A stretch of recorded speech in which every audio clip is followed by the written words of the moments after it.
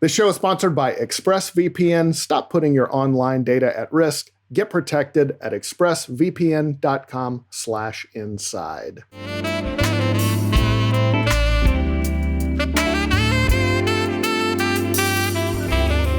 Welcome to the podcast. It is the Inside Gaming Podcast where we talk all about video games. Got a lot to talk about this week, but let's do the intros first. I'm Brian, your host. I'm Zach Niblick.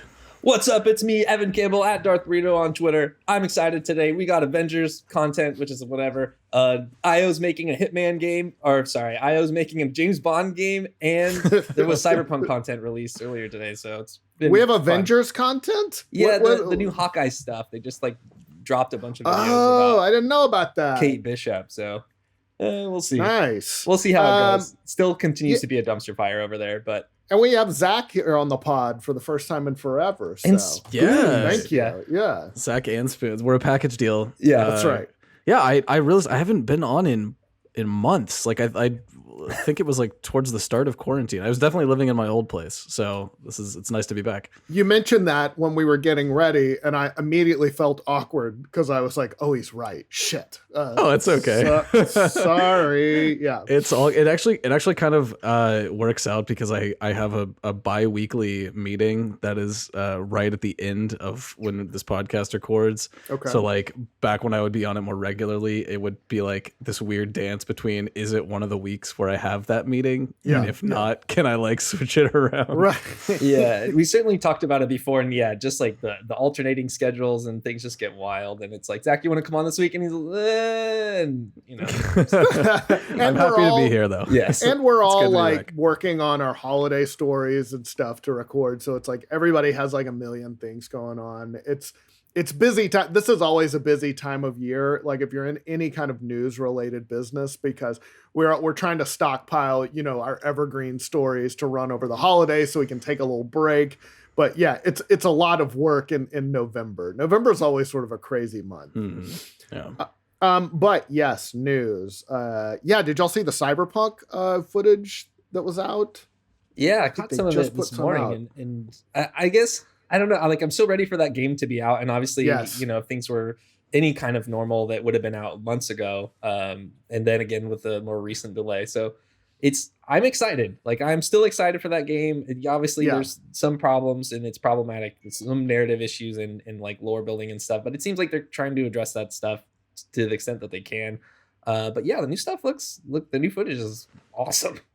I guess I don't have a next gen, obviously, console yet, but I'm gonna play it. I think the best option is the Xbox One X that I've got. I briefly thought about trying it on Google Stadia, but then I felt like if it sucks or like the gameplay, if the lag or whatever sucks, I don't want to have to buy it again. You know what I mean? Like, Yeah. That's Like, I don't wanna pay It's a risky 60 endeavor. Yeah, I don't want to pay $60 twice for a game. So I snagged it on Amazon a while back. So hopefully it'll get to me the day of or a day after. I don't know. Yeah, and I mean, I guess they run the risk, like with the gameplay stuff, they're exposing more of like what you're actually doing in the story, and Yes. and if you're at the point where you're like, I know some people are just gonna block that stuff out because you don't want to get spoiled. So Right. yeah, I'm always like, I don't know, it's just a trailer, so whatever. I guess we could talk about whatever. I may like. Do you think it's going to come out? Like, do you think it's going to come out Yeah. December 10th? Because I think I got a note on my phone. Was it today? We're recording this on Thursday. Was it today the day it was supposed to come out? Yeah. Yeah. Today was the old Yeah. The release 19th. date. I got to imagine that That made me sad when I got that alert on my phone. I cannot see this game getting pushed back again. I can't. I don't either. I don't recall. I don't recall any modern game having this like much of a moving target for a release date, and that's not to say that's not to like shit on CD Projekt Red at all. No, especially given the circumstances. It's just like I can't. I personally I will be shocked if this release date moves again, just because I cannot think of a time where a studio has had to deal with the optics of moving a game yet another time. Yeah, especially one like this. Rockstar games get delayed. It happens. I remember Red Dead 2 got delayed. Yeah. This stuff happens. it just seems to it's just happened. It feels like so many times with Cyberpunk. Yeah, that yellow station area is definitely a meme. Like there's another studio that's achieved that status, and maybe it's like just a testament to the branding of like how good that is. But it is a very strong color, and it's a cool. The branding has been like the branding and the logo work and stuff they've done has been very cool. But they did a lot of market research to determine that shade of yellow. they're like, okay, we just wrapped up The Witcher 3, and they're like sitting there like, what's next? I'm like, all right, hear me out.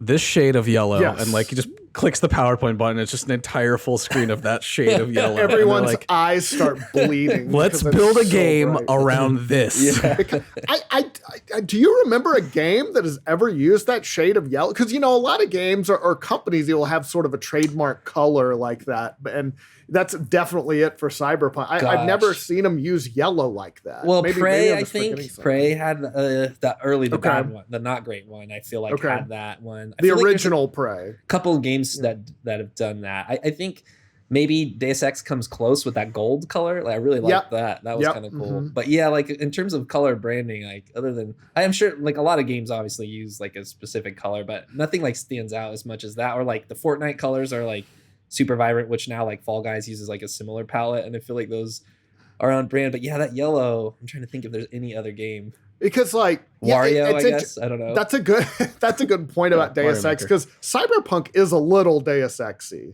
Yeah, I mean, there's some crossover there, so it's interesting that there would be some kind of a similar color scheme at least. But yeah, I think about like the console companies, and like Nintendo's red, PlayStation's been blue forever, Xbox has been green. Nintendo only recently seemed to have picked up red. I don't know, or maybe I'm just. It feels like with the Switch, Directs, they really sort of. I don't know. Sure. Yeah. I feel like ever since they've been doing Nintendo Directs, that they kind of hit red. But yeah, the Switch presentation was really red. That first one. Yeah. Like, it was like a huge red curtain that they were presenting behind. Yeah. And all the Snap, when the Snap logo would come down. It was red. Anyway, we're off topic. Not that we should. That there really is a topic. But.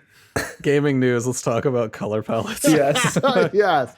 The color palette episode. But anyway, that's going to make a very clickable headline for this podcast. Let's talk about colors. The new Cyberpunk trailer is lengthy. It's long. You should watch it. It's good. There's a lot of cool stuff in there. There's like digital brains. There's a lot more like city and world building in it. There's a lot of people, just all kind of over like throughout in different shots, and it's hard to tell like how much of that is gameplay and how much of that is cutscene stuff. But it definitely feels like a more lived in world than like, I mean, Witcher did have a lot of NPCs too, but this is like feels like it's a little bit on a different level. I feel like I haven't seen I think so. Yeah, I agree with that.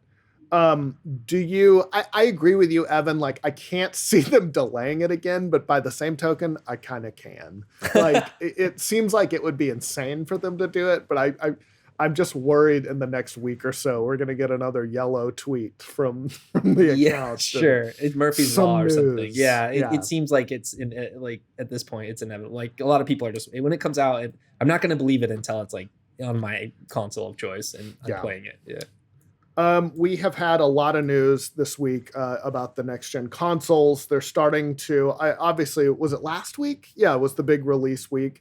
And so now they're in some people's homes, people who are lucky enough to get them. And the PS5 has had some issues, some big, the UI has had issues with like downloading games. People get stuck in an error loop. Rest mode has been a problem. And then I'm trying to think of the Series X hasn't had as many issues, I feel like. But do y'all feel like this is just normal stuff, like normal launch console stuff, or are there troubling signs? Well, go ahead, Zach. I have a take, but I'm interested to see please go ahead. So yeah, I have like a couple of friends who've gotten PS5s and like that secondhand or firsthand like information. Like there is like a certain amount of bugginess to it. Oh, sorry. The Series X is having disc issues. That's a huge. I almost said another issue, but no, I didn't. It's okay. It's been a while. I've had too much to drink. She's so pretty. I went blank. I'm sorry. No, that's There's potentially a big problem. Yeah, so I've talked to like different friends who've had PS5s and they're like, yeah, it's like shut down on me like a couple of times or like locked up, and it's been weird in that way. And I asked them the same thing. Other people have been in the industry for a while, and yeah, it does seem to be a little bit buggy, but I'm always curious to know like how much of that is actual hardware and how much of that can be fixed and patched out with software. And that's right. That stuff is coming, right? And I also wonder about people who are waiting still to get their consoles if that stuff's already manufactured without those patches in there, and if they're going to patch it out before like a next big wave of those consoles comes, it might be too hard, right? Because those consoles might already be boxed up on a crate, like in a plane or on a boat somewhere, like coming overseas. But yeah, and the Xbox stuff is troubling. I think a good thing to note, especially if it's hardware-y, if it's something with the drive itself. Yeah, that you can't, because a lot of the UI stuff you can patch that. You can fix it. But in terms of moving parts inside of both of these boxes, there is not a lot. I mean, we're working with SSDs now. There's nothing spinning around in there other than like the disk drive and the fans. Right? That's true. To like or there's the team of small men in overalls pulling all the levers and switches. But other than that, your drive clicks when you try to put a disc in. The fart noise is real good. That one makes me laugh every time. I felt so bad for that guy with the Series S, and it was like making all these weird sounds, and he was just like, brand new console. Yeah, brand new console. He just seemed so defeated. Like, I totally got it. I also do not have a next gen yet, but I've been playing a lot of Cold War with some friends who do have it. Actually, more in the group of people I play COD with regularly, like more have it than don't at this point. And the main issue that they've been facing that has directly impacted like our gameplay sessions is the way that PlayStation 5's lobby like party system has been working. Like, it's been really finicky off the cuff, where like granted, it's awesome that it works. It does work. It's cool to be able to do PlayStation chat between PS4s and I have a launch PS4. Other people are playing on like PS4 Pro. They've got PS5s. It's a little finicky, and like certain people won't show up in certain other people's lobbies. So like you'll have to have this weird kind of like phone tag of people inviting each other first, and then trying to like make sure that it works. But like that's like the main issue that I've witnessed firsthand. And if that, to me, that's pretty minor for a console launch. Like the fact that with just some canoodling, it works eventually. Right. It's not some like hardware breaking thing. Yeah. Which which one do you want? Are you getting both? Do you have a preference? What? I'm pretty much only interested in the PS5 at this point, just because I like the whole conceit with the Series X is basically that it's like the best gaming PC that you can get for that price, but like I already have a pretty beefy rig, and I have Game Pass Ultimate, so like most of like the things that I would really want to play on Xbox, I have the ability to play on PC, whereas like PlayStation, for me, it's still all about the exclusives. And that's really kind of just it. It's as simple as the exclusives. I totally agree. Especially that and also the fat check I get from Sony. Hell yeah! To keep this rhetoric up on this channel. Yeah, forgot about that. If only we'd all be getting camera upgrades, it would be all right. It is funny because it's like not rocket science as far as Sony's doing it. They just pump out good exclusives every generation and make you come to them. But the hard part is making those good exclusives. Yeah. I guess. But the philosophy is very simple. Well, it's like it's not just like you can decide to do that in a year and turn it around. Right. You need to build the ecosystem, and I think that's what we see a lot of Xbox and Microsoft doing now, is building an ecosystem where you can turn around multiple exclusives a year. If it takes 3 years to make a game, that means you need 3 different sets of studios to turn out those 2 games every year or something. If you want 2 exclusives a year, you need to offset them by that. So that you're releasing new exclusives each year, right? So each studio has to be done at a certain time and then ramp up production on the next game. And that's something that they've executed over the generation of the PS4. And sometimes it's hit or miss. Like I feel like the Days Gone year that we had, and there was like one other exclusive that wasn't too hot. Like it wasn't a great year, but then the following year you got like Spider-Man and like God of War or whatever. So it's like, building that ecosystem. I think sometimes the way the cards fall and if games get delayed or whatever, that's really, really hard to do, which is why like I'm having more faith in Xbox's ability to do that with like 13 or 14 different studios they've bought up. They can now offset production of exclusive titles, or at least, Xbox produced titles, reasons to own Game Pass, reasons to own an Xbox or, Windows PC, and release those games like staggered so that you constantly have like new stuff to try out. And you're right. It's kind of like, getting a pipeline going. It reminds me of like when cities are like, we got to do something about this traffic congestion. Oh yeah. So we're either going to build more highways or build, mass transit and all that. But it all kind of operates 10, 20 years into the future because you can't do any of that stuff overnight. Right. So it's, you're sort of doing it for almost like the next generation of people. I do feel like with Microsoft, they don't have the exclusives now, but they're going to have some crazy, crazy exclusives coming up. The end of the new generation is going to be wild. Like the end of this generation, I feel like is pretty epic. Like we got so many awesome games at the end of this generation, and that generally happens. PS3 that happened, PS2 that definitely happened. Yeah. So it's going to be wild. The end of this generation. And I know that's like 8 years from now or whatever, but I'm still excited about it. I think a year or 2 years from now will be pretty exciting too. It does. The end of a generation is always fun because people have figured out, it seems like, how to develop for the consoles, and the games are always feel like better optimized. I don't know. I feel the same way. Like their stuff is going to be crazy. And speaking of Bethesda, they said, or it was Microsoft, an executive there said they want their Bethesda games to be first or best on Xbox. So it sounds like maybe they'll still be multi-plats, but maybe it's like a timed exclusive, coming first. I don't know. That's what I'm betting on. Go ahead. My guess will be a combination between timed exclusives, and then I think that like Microsoft got it'll look kind of like how Microsoft handled like Call of Duty, for instance, back in like the 360 generation, where all of the marketing would be like, play it now on Xbox 360. Yeah. Like it was also on PlayStation, but like in terms of like the public mind share, that was like an Xbox 360 game.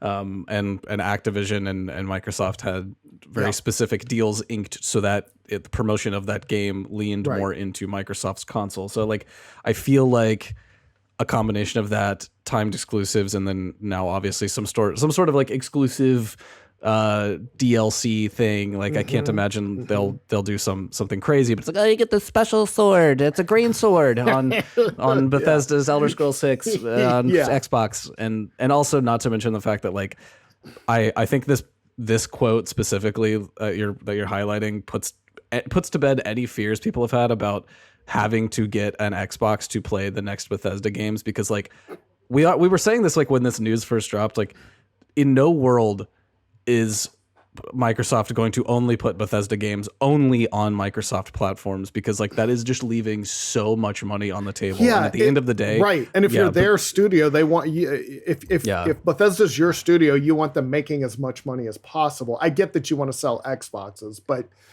I don't know. You put it on Game Pass and people can play it on PC. To leave the PS5 out would seem pretty insane. Yeah, I think the important stats to like think about when you think about what Zach's saying in terms of, because I see a lot of this and a lot of people are saying, like whenever we talk about it, people are like, you guys are crazy. They wouldn't just spend $7 billion to not have exclusives to lock this stuff up. But when you think about it in terms of how Microsoft is approaching the next generation, they got their lunch handed to them. I mean, almost twice as many PS4s out there in the world than Xbox One. That's right. Such a much larger install base to sell your software. And that's where, honestly, a lot of these game companies and even hardware manufacturers make money. That's why Nintendo produces their own. They have their own. They're the first ones to it, right? Like they have had their own first party exclusives forever, because that's what works. That's what helps them sell consoles. You buy that's why you buy a Nintendo. That's why you buy a Nintendo console. You buy it for Mario. Absolutely. You buy it for Zelda or Metroid, F-Zero, which has been, I'm still waiting for the next F-Zero. But it's millions. It's millions of consoles. It's millions of users that will buy that game. Generally, hardware is manufactured at a loss, right? Even Nintendo at some point had to stop making a profit on their consoles that they were selling. And it's like almost 1-to-1. Where they make that money is the attachment rate. when you get when you buy that Xbox or PS5 and you buy a game with it. That's where they're actually, seeing good profits. That's how they've made money since the beginning. Yeah, exactly. And now they want a subscription with it. They get you on PS Plus, get you on Game Pass, all that. Yeah. So the ability to sell like 10 million more copies of Elder Scrolls or whatever is going to be so much more than like even like a million Xboxes. And yeah, I know I see the argument for like, okay, well, you get them in the ecosystem. That they're creating a situation where they can bridge the gap, right? It's like a Trojan horse. It's like, you want to play Elder Scrolls 6, you can play it on your PlayStation. But if you were to play it on Xbox, you would have gotten it first. You would have gotten it 6 months early. You could have been playing this already. That's saying something. That's what Epic was doing with the Epic Game Store. Yes. Those 6-month exclusivity deals. Yeah.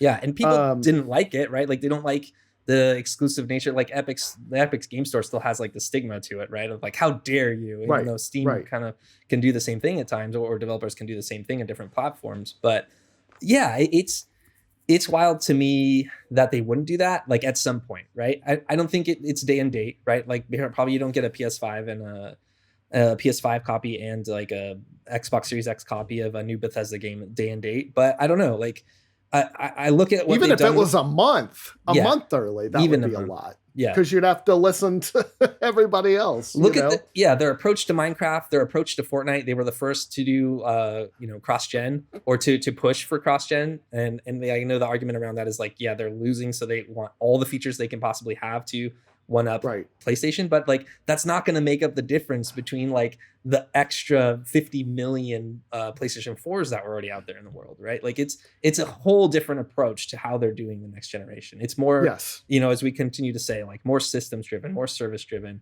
and that's where they want to get that money. They want that monthly spend, that monthly subscription from you, and like putting their games on other platforms is a way to get there. And I wouldn't be surprised if we don't see xCloud or whatever on the Switch. Also, if those games are coming day and date to Game Pass for free, I mean, free if you have Game Pass, that's a crazy deal. Yeah. Like that's pretty friggin' good. Yeah. So yeah, speaking of, I don't know what that transition was. Speaking of games, let's talk more about them. Here's some more video game news. No, I wanted to talk about the Video Game Awards. They put out the nominees. Yes. It's going to be announced, I believe, December 10th. But Game of the Year, I'm wondering if you feel like any got left out. Ghost of Tsushima, Hades, Final Fantasy VII Remake, Animal Crossing, Last of Us Part 2, and Doom Eternal.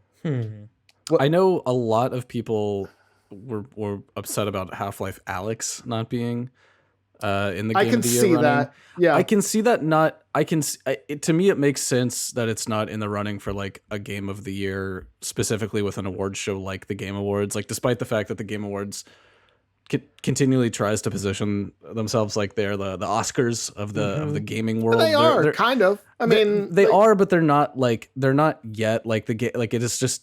To me, it still is a very like the Game Awards to me are a very kind of like optics driven, surface level.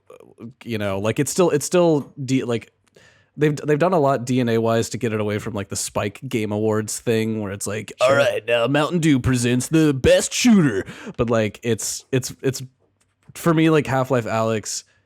Despite that game being absolutely incredible, it doesn't have like the ability, like the wide install base. The wide majority of people are not able to play it as it is right now, and like the Game Awards are still so like pop music, I guess, almost of the games industry at this point. That like mainstream. It doesn't surprise me that a game that's like that not as difficult to play, but like is not readily available to play as Half-Life Alyx is not immediately on that docket. If it wasn't VR. If it was just a PC game, it absolutely would be up there in Game of the Year. I feel like.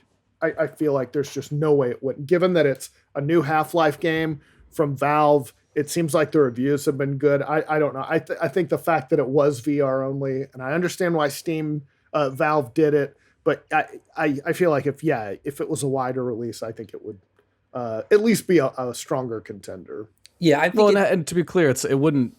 I mean, that Half-Life Alyx, can't exist not in VR. If that game wasn't in VR, it would be a completely different experience. Yeah, it would be a very that's right. passable FPS, story-driven FPS, but like as a like VR experiment, Half-Life Alyx is a technological landmark and just like absolutely like a thing worth experiencing. But Yes. my point is, I understand Right. why that as a package is not packaged in alongside the like Ghost of Tsushima, Hades, Animal Crossing. You know, it's like not that top 40 hits of the 2020 game year. You know. Yeah.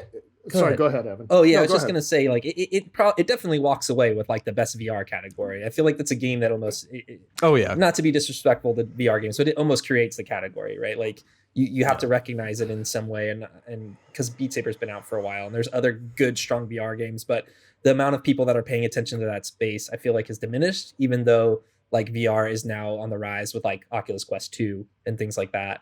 I think that even if it was in the running, do you see it overshooting these other games? And obviously us all big omission since Cyberpunk got delayed, it's not in contention this year. Like it's out, like, because it's not even out yet. The awards happen on December 10th, I believe. So it's not enough time for people to have like played through that game and experienced it. So you'll see it next year, I guess. It's just also weird. But that having Half-Life Alyx, I can kind of see it. It's like, I mean, maybe it should be included, but is it just like is it like out of, I know that game is great. I know the experience is one of a kind, but is it almost like a pity spot? Does it take these other spots based on like how the judges are is it gonna take number one, right? Based on how judges vote on Game Awards. I don't know. Somebody brought up the point of like, maybe not enough people played it. Yeah. Maybe not enough of the judges or the people nominating them because they didn't have VR. Absolutely. I mean, I think that's a huge part of my fair. point. Yeah. Is that it is not readily available for enough people to play. And it's also like, that being said, the best, the game of the year nominees right now, I think are like pretty solid. I mean, really, I think the bigger thing here is that it's fantastic that Hades got a nod for game of the year, because like that is a decidedly, well, I guess as indie as Supergiant can be, that is let's, for the sake of argument, call it an indie game. Like that is an indie game standing amongst titans. And it is, if for me personally, that's my choice of game of the year. Like that's me too. I think it's. I'm sure the budget of Hades was a fraction of what these others were, and so I think anytime you can, it's like an indie movie getting nominated with Titanic for the Oscars or something. So anytime they can punch above their weight or anything like that, like that's great. And you can't help but root for it. It's like an underdog. The cool thing about the Game Awards and the way the judge kind of system works is you get like a couple of representatives from different sites and publications, and I think like maybe they even include YouTubers and influencers at this point to vote on things. But like what ends up happening with Game of the Year discussions a lot, and I feel like even if even here, if we did that, like the three of us obviously feel very strongly about Hades, but like what ends up happening is there's like an average of a different game where it's like, maybe I don't like Ghost of Tsushima as much, but it's someone else's top game. And then you combine those averages together, and that's kind of how like site Game of the Years get made, where it's like people fight for their best games, what they think is the best, but it kind of usually rounds off the edges a little bit, which is why like the giant bomb end of the year game discussions have always been super interesting, because you can kind of see that process and how that would happen in like meeting rooms across the games industry. So yeah, like I wonder if that will happen here. Do we just see like a Ghost of Tsushima walk away because that's the average thing that everybody played and enjoyed the most? I can kind of say it's almost like a compromise pick, or it's it's the one. It's like it might not be everybody's number one, but it's everybody's number two, right? Or something like it's hitting for a good average, but maybe not a home run every time. I don't know. I don't know. They have done, and we were talking about this the other day. Patrick Connor and I have. The Game Awards have seemed to come a long way. I realize it's not on the scale of something like the Oscars or whatever, but they've done a good job of it, and they've sort of mixed in now like announcements and things. I think the Among Us crew kind of alluded to a new map or something new that they're going to announce at the Game Awards. So it's they've done. Jeff Keighley's smart, and he's good at kind of getting eyeballs on whatever he does. Yeah, that's the amazing thing is like I used to work for Spike, like I used to work at Viacom. So I worked on like Spike All Access and some Game Awards stuff in the past when it was still Spike owned. And to see someone like Jeff kind of take it like make it its own brand. It's not attached to an organization. It's not like DICE, which is like obviously a very different thing with the Game Developer Awards for DICE. It's not like the GDC E3 Awards either, or E3 Best of Show and stuff. Like he's created his own brand around the Game Awards, and I think in that way it does have like a strength to it. Yeah, and it's been building over the years, and it's been changing, and it used to be like super cringeworthy. I mean, even in the Spike days when I was working, I was like, man, this is bad. Right. But like that's because you had a lot of TV people, a lot of broadcast folks putting their influence on, like we have to sell like Mountain Dew, we have to sell Dorito, we have to sell whatever, and they're still doing like that type of sponsorship. We got to sell snacks to these gamers. Best God of War titties, sponsored by Doritos 3D. Yeah, for sure. Mountain Dew Code Red presents Sweetest Explosions. Yeah, and I will say, like, working in a place like that, you have to hear that stuff so much. Y'all are lucky at home. You watch it once and you laugh about it. But like when it's in the post-production house, you have to hear you hear it weeks before it goes live, all those ad sponsorships. You hear it when you're watching it and like making sure everything's not breaking. And then afterwards when you're doing a bunch of posts, cutting out clips and doing things, you just hear it all the time. So like I'm permanently scarred from like, dude, I worked at Machinima. I definitely got a nice chunk of that. Like we had a room in the corporate office that was called the dorm, and it was like the game room. But they like the like fun police people or whatever that like did all the cool like parties and stuff. They like decorated it like a college dorm. God. So there's like, so it was like some Xboxes, some PCs, some beanbags, like some love sacks, but then the walls were covered floor to ceiling. Every square inch of walls in like the most stereotypical college posters that you would buy like out on the quad when that dude John comes to sell Belushi posters. college it was sweatshirt. Straight the fuck up. That's exactly what it was. There was definitely the John Belushi college poster. There was a Fight Club. There was a Seven. There was The Fall. There was like a Bob Marley, a Jimi Hendrix poster. Yep. All of that. It was incredible. There was a Why So Serious poster. So yes. Yeah. I hate that like. Sometimes I think it's all right, but that enforced corporate fun in the break room. It always rubbed me the wrong way that they were called the fun police. Here at Rooster Teeth, we have Culture Crew, which is that makes more sense to me. Yes, fun police sounds like an Orwellian like force to enforce not having fun, but the fun police were the people responsible for promoting fun at Machinima. So it makes I don't know. Part of me, I'm still processing all of Part this. of me always wants to take it a little bit too far. Like, okay, what if I played ping pong for 8 hours? You know, like would somebody say something? You know, I don't know. Speaking of, I wasn't speaking of anything. Why do I do that? Let's talk about next gen consoles a little bit more. There are some signs. We got sales numbers from Japan. Could be some shortages. Nippon. They sold. That's right. In the old country, they sold 118,000 PS5s. But you compare that to the PS4, same time frame when it launched, 322,000. So it feels like it just speaks to some sort of a supply issue. Either Sony can't make enough, or they have, there's been some reporting that they're kind of pivoting a little bit away from Japan and focusing more on the US, focusing more on other countries. Microsoft conversely trying to focus more on Japan. And, because they've never had a big presence there with Xbox. So it's kind of interesting to see the two different strategies there. So wait, let me just clarify this, because I always hear numbers and then my brain turns into mush. But it's like 118,000 PS5s were sold in the 4 days, and then last gen for PS4 it was like 300 and something thousand, right?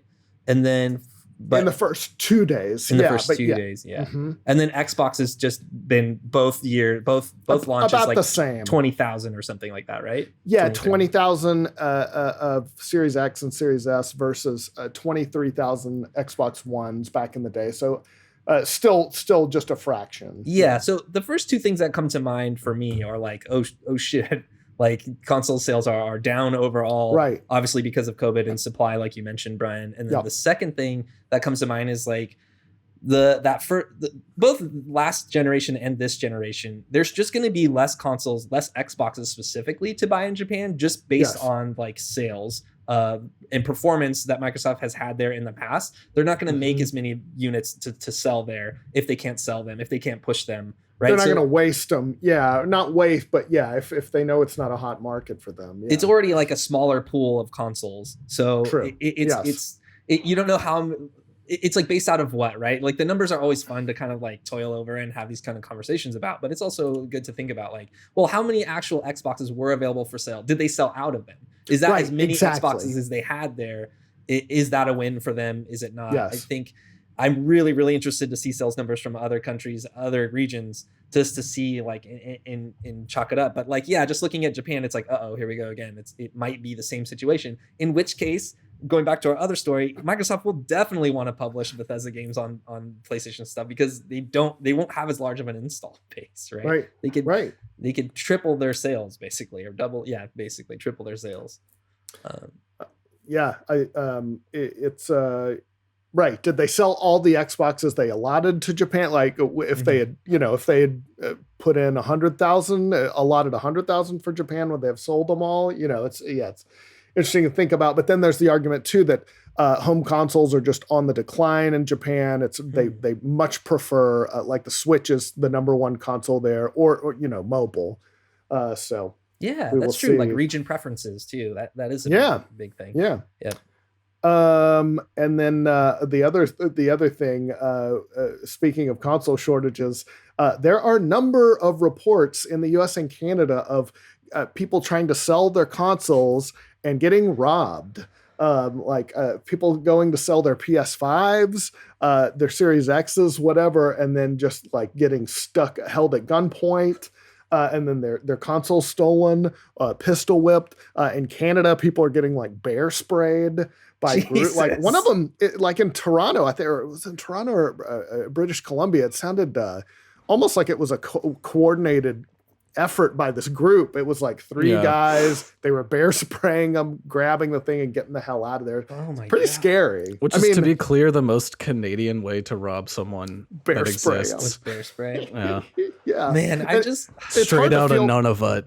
It's hard to feel bad for a scalper, but that's pretty terrifying. It's too far. Like to be clear, we talked about this on the Daily today or yesterday's Daily, Thursday's Daily, if you're listening. Yeah. Is that like, if you are one of these people that are the scalpers that are buying like hordes of consoles and we talked about specifically an example of somebody buying, they showed like they had like 20 PS5s and then they put the caption for the post was like, fuck your feelings. Right. That is like dog shit and like you're a terrible human being and like you deserve whatever. However, there are also like just honest people that are trying to get like a PS5 through OfferUp or something. Like I got my Switch back in 2017 through like OfferUp, I think, or Craigslist.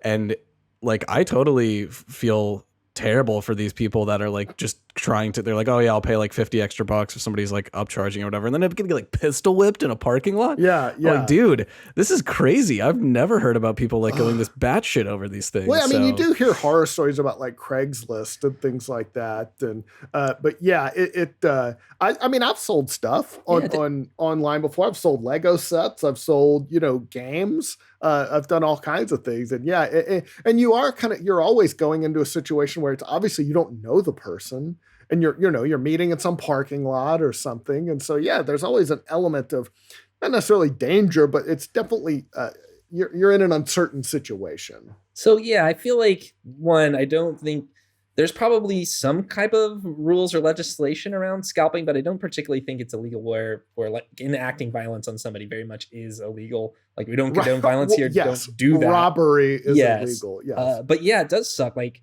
and for me, I put a little more of the onus on like the console manufacturers and the sellers because they just don't care. Like if they sell their box, they don't care. There's no reason for them to implement systems to keep people from doing this. And it sucks. Like we feel like we live in a dystopic future where we're always concerned about data and like what's happening with all our data. But like Sony, Microsoft, please just use my data or player data to stop scalpers from you're dumping weren't all the PS5s just available on Best Buy and Walmart? I mean, like online, and so it's like that's just asking for the bots to come in and you know, scoop them all up. Yeah, and I feel like also talking about past launches when you know, before COVID times, I definitely think there was stories about people getting stabbed over PS4s and stuff like that. Does come up, I feel like, with new console launches, or somebody getting like jumped in a parking lot or whatever. Absolutely, yes. Again, and like, don't do that. It's just video games. Like, stop. It's such a right. Also, to steal a console and to commit a first degree felony, that's the dumbest move you can do. Yeah, you're looking at fucking a lot of prison time if you get caught, and hopefully these people do. I mean, you have no business walking around, but yeah, it is. And the retailers too. It's like Walmart and Best Buy, I feel like, could implement some sort of, you know, limits or safeguards, and they clearly don't. Like, they don't care either. They're just like, we just want to move these things. Even if COVID weren't in the picture, like I think we would have seen this year be far more online sales, far fewer people waiting in line at Best Buy, at 6 a.m. or whatever. Like, granted, that sucks, because one of my favorite things about console launches historically is those videos of somebody walking out of the Best Buy with their new console, walking past the line of like 1,000 people, taking it out of the box and smashing it into the parking lot in front of everyone. There's a special circle in hell reserved for people like that, but damn, it is entertaining. I also like, it reminds me of like when a new Star Wars movie would come out, and like people would camp out, you know, to see it in the line. And I remember like when I was a reporter and just going to talk to those people, and it kind of became a little communal thing. You know, they had their little tents out and everybody was kind of socializing and stuff. And it's kind of this cool organic thing. Yeah. And that's, I mean, they definitely got a Wii by camping out before, and that was an experience. I don't think I would ever do it again. Like, as somebody who loves video games, I'm glad I did it once. But yeah, the example that you're talking about, Zach, is pure chaos energy. That's so frustrating and if you've never watched videos like that, I highly recommend it. Just going to watch people smash it. They do it with consoles. They do it with iPhones. They do it with like any new coveted tech or whatever that you can just. It's painful to watch, but God, it's entertaining. I've seen a lot of Black Friday fight videos. Oh, sure. That's always amazing. I wonder if surely they're not going to do that this year. That seems like highly no, Black Friday's still got, I saw a tweet going around today of a dude that bought a Walmart like employee vest on eBay. And he one was of the like, blue vests. Yeah, he bought it, but it's like got the Walmart logo on it, and he like bought the little name tag or whatever, and so he's gonna have a real easy Black Friday. Yeah, for real. Sorry, Evan, no, we can only hope. I don't know that. I'm just thinking about the logistics of that plan. Sorry. We're gonna do questions in just a second, but first, guys, let's talk about keeps. As guys, we all know so much of our identity, it's wrapped up in this right here, our hair. You want to keep it. You don't want to blow your feathers too early. Look, it feels great getting a fresh haircut back when you could do that. When you get it all styled, you look nice. It's on your head. You want it to look right. That's why when we get into our 20s and 30s and we notice signs of hair loss, you panic. Right, we all have been there. But let's face it, nobody's ready to go bald. Thankfully, now there's Keeps, the simple and easy way to keep your hair. Did you know 2 out of 3 guys will experience some form of male pattern baldness by the time they're 35? That's young. You still got your whole life ahead of you. But the best way to prevent hair loss, do something about it while you still have hair. You used to have to go to the doctor's office for your hair loss prescription. Now, thanks to Keeps, you can visit a doctor online, get your medication delivered right to your home. They make it easy. They deliver it every 3 months, so you can say goodbye to pharmacy checkout lines, awkward doctor visits. You don't have to do any of that. Keeps offers generic versions of the only 2 FDA-approved hair loss products out there. You may have tried them before. Not for this price, though. Prevention is key. Keeps treatments typically take between 4 to 6 months to see results, so you got to act fast. Now, here's what you need to do. If you're ready to take action and prevent hair loss, go to keeps.com/send news, all one word, to receive your first month of treatment for free. That's KEEPS.com/send news. First month of treatment for free. You can't beat that. Look, hair is important. We all had that friend like in high school who was already kind of blowing it, or college, and you're like, that dude's not gonna have hair left like in 5 years. Don't be that guy. Use Keeps. Gotta act now though, while you still got hair left. Thank you, Keeps. All right, let's talk about questions from our wonderful audience. I love these. These have been best part of the show. Fun part of the show. Yep. Yeah, I like it a lot. So let's see what I got here. Aurelio, been following Inside Gaming since the machinima days, and it's been part of my life for daily/weekly gaming news since I was a teenager. God bless you. Did any of you watch Inside Gaming back in the day? And if so, did it inspire you to become a gaming journalist/content creator yourself? Good question. Go ahead, Zach. I mean, I didn't start watching until I applied to work here. So that's where I came in, which always seems greatly unfair in the games industry. This happens. Right. I think I told the story on the podcast before, but when I used to write for BitMob and listen to that podcast, I think Dan Shu shared a story where somebody worked at EGM who had like never played a Zelda game. And like the condition for them hiring them was that they had to play Ocarina of Time, which was really big at the time. And they still never did. And then I don't know how things shook out, but I always think about that story. I'm like, God dang it. That's so annoying and frustrating. So I know people hearing me say that, like I didn't watch the channel until I started working here, is probably really frustrating. I'm sorry. I'm awful and terrible. I know. Yeah, I didn't watch IG. I watched The Know, which was my job before Inside Gaming, which is when I got hired. Yeah, I watched it. I've always sort of been into like gaming news and watching, various outlets, and as well as like, the various news websites. So yeah, that's my I came through it. Through gaming, kind of just through very traditional like news journalism, and I was business reporting, and then I basically, like, Austin has a huge video game scene and a development scene, so I just started forcing more gaming stories into the paper. But it was obviously you had to write. That was a much different audience. All the stuff had to be a lot broader. Geez, these kids sure are playing a lot of League of Legends, it's kind of stuff like that. Whereas what I love about working for like a dedicated channel like this is you can get pretty darn granular and people will like it. And the audience is very knowledgeable. So I like that. Zach, did you watch a lot before you started working at Machinima, or? I have a really weird history with Inside Gaming. Like I had never heard of Inside Gaming until I was working at Machinima. I started in 2016.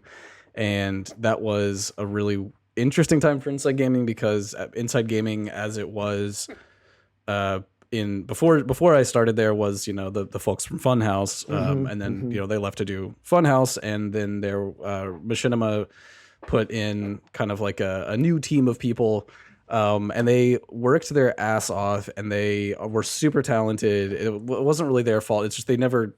It's like when Top Gear made like American Top Gear, and it's just like, well, it's the same show, same format, but it just doesn't like really work without that original cast. Right. But my job when I started at Machinima, one of the big aspects of my job when I first started there was like doing social media for like trying to get this new iteration of Inside Gaming off the ground and like supporting it and like doing clip outs and stuff like that. And so that was my introduction to Inside Gaming. And I actually think that was really helpful because I just came into it with fresh eyes. I wasn't like, oh, how are we going to make this different from the classic, days of Inside Gaming? I was just like, okay, cool. Here's this property that Machinima owns. And it wasn't until like I really started to get familiar with the brand well into working there to be like, oh, okay, like this has a lot of legacy behind it, and this is a beloved show. You'll learn when you start. Yeah, and we're still learning how much people like the older versions of Inside Gaming. And hey, look, like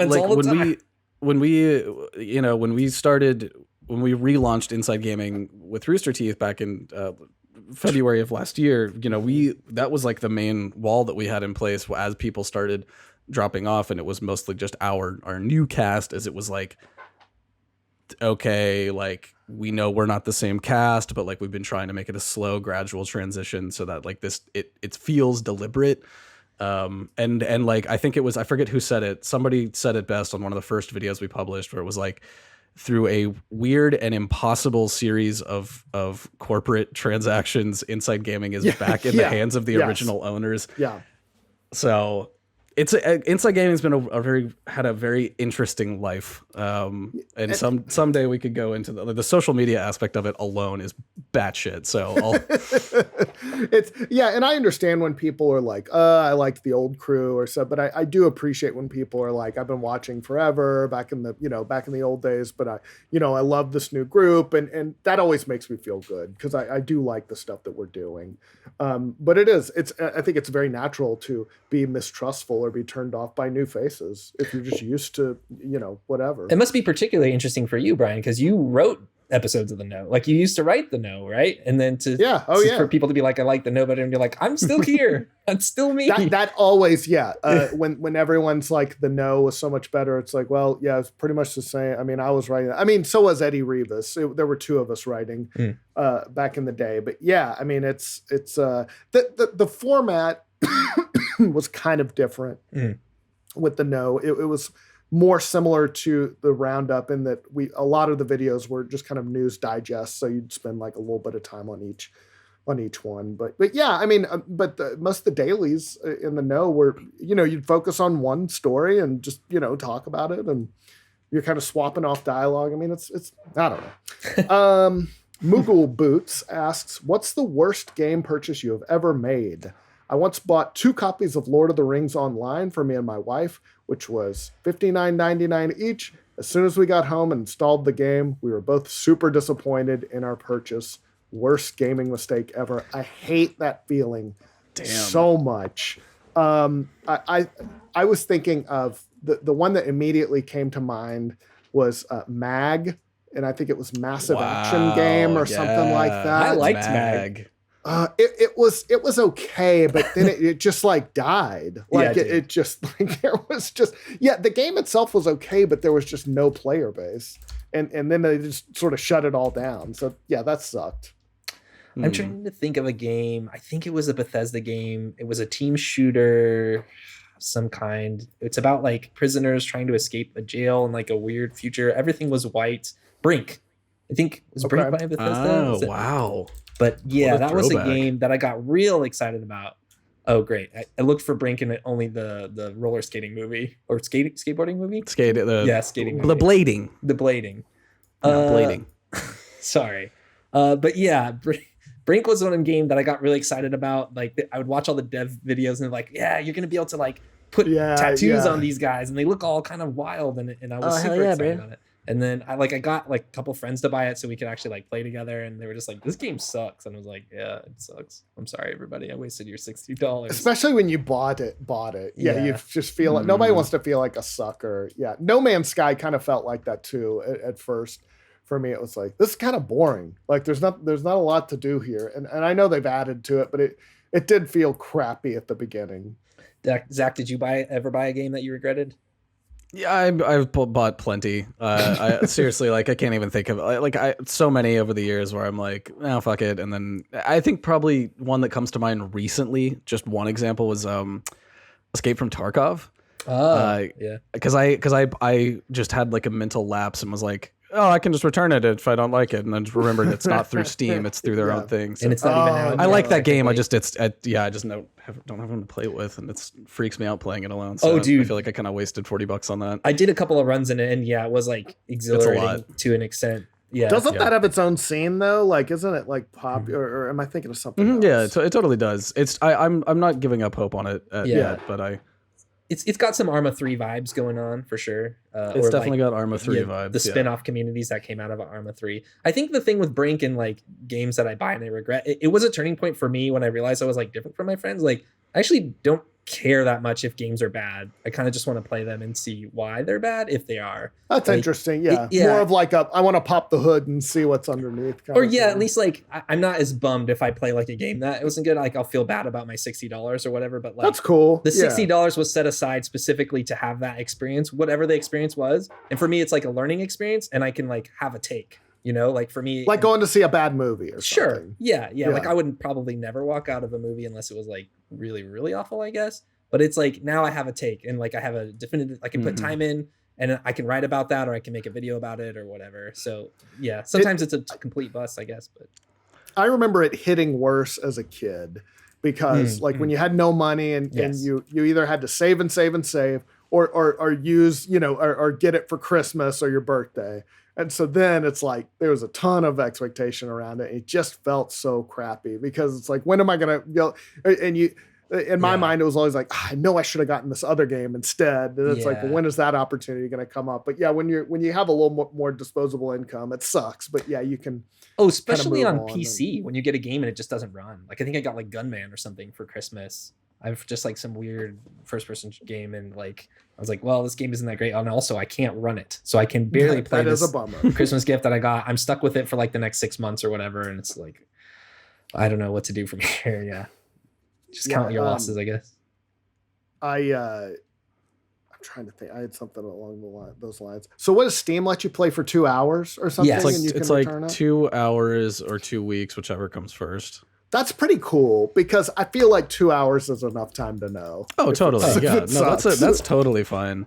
Also, completely unrelated, I just want to point out that Walmart sold out of PS5s within by my calculation looks to be about 5 seconds. Oh, yep. Yeah, I literally had the time is thing up and refreshed the second that it hit noon. Yeah, and with one refresh, like 3 seconds afterwards, it was still saying it was not like available to thing, and then with the second refresh at 5 seconds, it was said out of stock immediately. Yeah, that's why you got all quiet on the pod. I was curious, because I'm not even like I mentioned, like I'm kind of like Caden, where I've been like, I don't know if I'm really gonna expend the effort to try to get one, but I'm just curious to see. Right, I'm kind of that way too. Playing out. Yes. Oh my god. Yeah, wild. I've been trying. Like I've been trying kind of hard and not succeeding with PS5. It's been rough, and it's a lot of what you're saying, Zach. It's a lot of like time the page refreshes or opens, they're already gone. They're just. I love that you were trying while we were on the pod. Yeah, or the site will go down because like I did the thing with Walmart, which where I got it in my cart. But yeah, once I tried to check out, or it's like I forgot to log in at one point. I was like, God damn it, it just things like that. Yeah. Let's do. We got time for one more at least. Let's see. Mystic 8368. How hard is it to constantly keep coming up with new material for the dailies?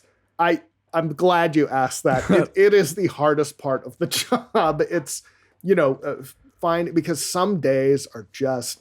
There's nothing out there. And I remember we used to call it, you'd have to do some news foo and just kind of maybe do a trend story or take some pieces of maybe disparate elements and try to just stitch those together into a daily. But yeah, there's usually, some days just suck. That's all there is to it. Yeah. I mean, I have such a ridiculous amount of respect for you, Brian, just for being able to like. Hey, thank you. Like being able to do this on a daily basis and like turn these scripts around. Where like I've seen you have days where, like a big story will drop the morning of, and you're like able to get like that story covered.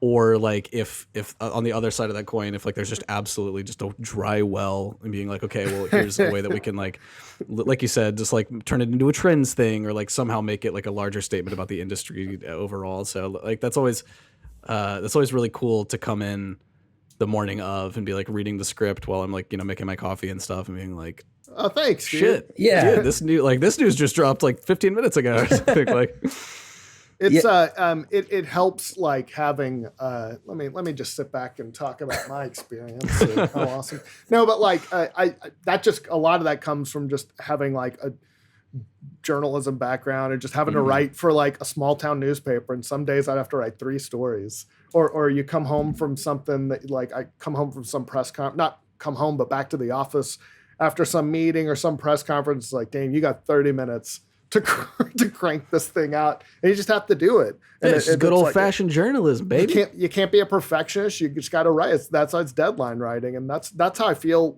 like with this stuff, because it's like if I don't do my job and get this in, then everything else is affected by that. So yeah, I just and as far as trend stories, I mean, yeah, you just have to.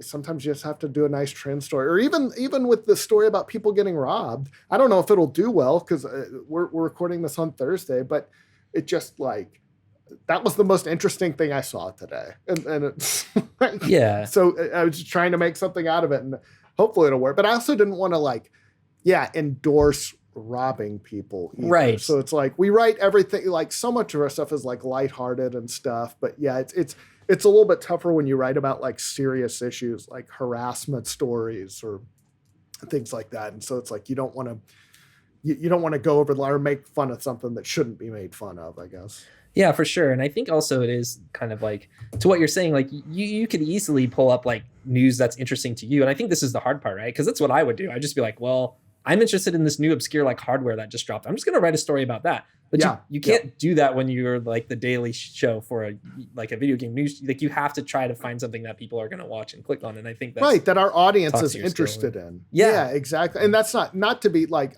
I don't think that's clickbait, but I think it's finding the stuff that our audience is going to identify with and enjoy watching. Yeah, I like a lot of JRPG. Is like that's not for most of our audience. That's not what they enjoy. So, I'm not writing about that stuff all the time. I remember when the new Final Fantasy screens dropped, and I was like, oh, I wonder if Brand will write about this. But like, you just picked a completely different story altogether because there was new Final Fantasy characters announced for the new Final Fantasy. I was like, oh, that seems like a pretty newsworthy story. But you're right. Yeah, like maybe that doesn't hit that like daily demographic or whatever.